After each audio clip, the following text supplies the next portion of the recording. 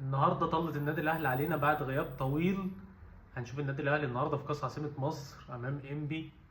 تشكيل النادي الاهلي نزل كلها عناصر، يعتبر اول مره تلعب مع بعض، بس تجربه حلوه، تجربه نقدر نستفاد بيها. الراجل يقدر يستفاد بيها، المدير الفني طرب يقدر يشوف العناصر، يقدر يشوف مين اللي هيكمل معاه في الفرقه، مين اللي يقدر ان هو يبيعه في يناير، مين اللي هيطلعه اعاره، مين يقدر ان هو يعتمد عليه مع اللعيبه اللي هتبقى موجوده في التشكيل الاساسي، سواء بديل او ممكن ان هو يديله من بدايه المباراه. تقدر انت تبص على الناشئين، تقدر تبص على كل الكلام ده من خلال بطوله عاصمه مصر.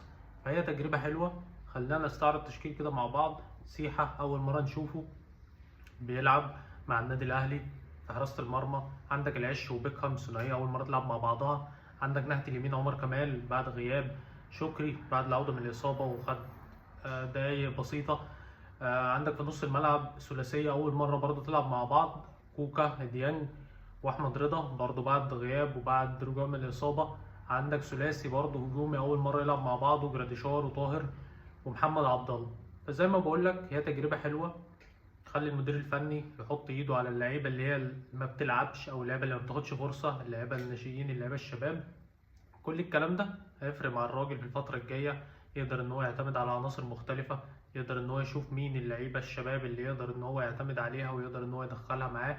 بنشوف عمر سيد معوض لاول مره مع النادي الاهلي في السكواد او في قائمه المباراه وفي البدلاء.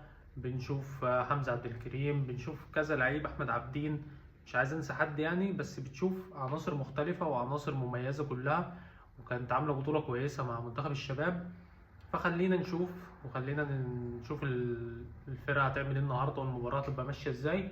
وخلينا نتقابل بعد المباراه ونتكلم بعد المباراه على اللي حصل في المباراه والنقاط اللي احنا او المكاسب اللي احنا طلعنا بيها من المباراه دي، واللي طارق قدر ان هو يطلع بيها من المباراه.